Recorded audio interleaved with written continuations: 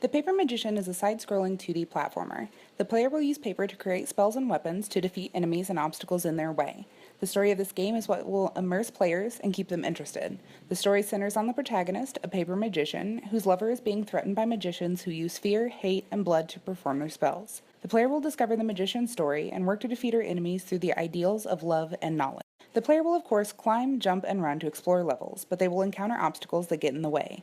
To pass by obstacles, they must have gathered the required materials and combined them in the correct way to pass by. A chasm can be passed with the cardstock material if the player has found the spell to create a paper crane to fly to the other side. In other instances, players may encounter enemies and must use the correct spell to defeat them. At various points, the player will be given new materials and learn new spells.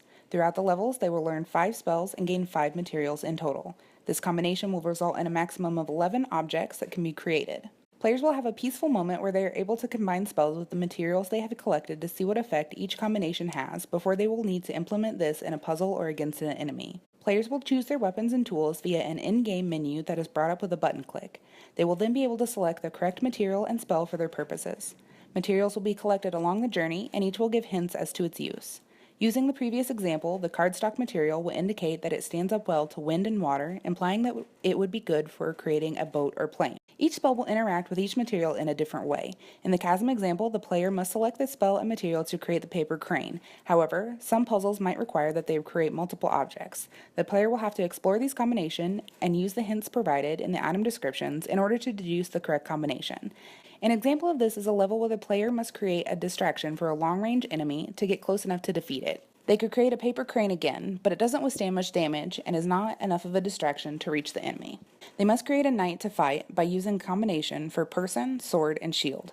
This will distract the enemy as the player creates a bouquet of flowers to present the enemy and defeat them with a simple act of kindness.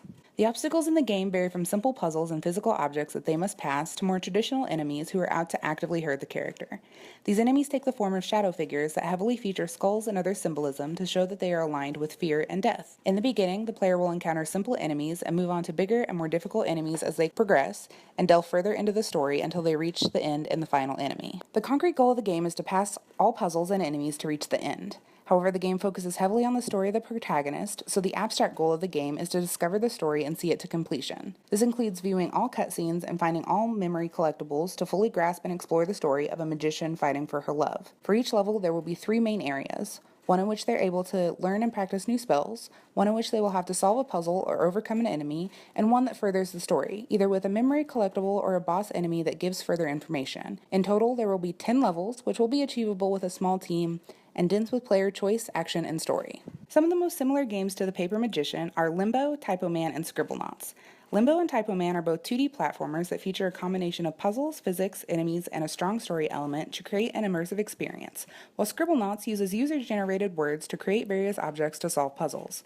While the story is obviously different, the primary and most notable difference is the main mechanic of using paper as a medium to bypass obstacles.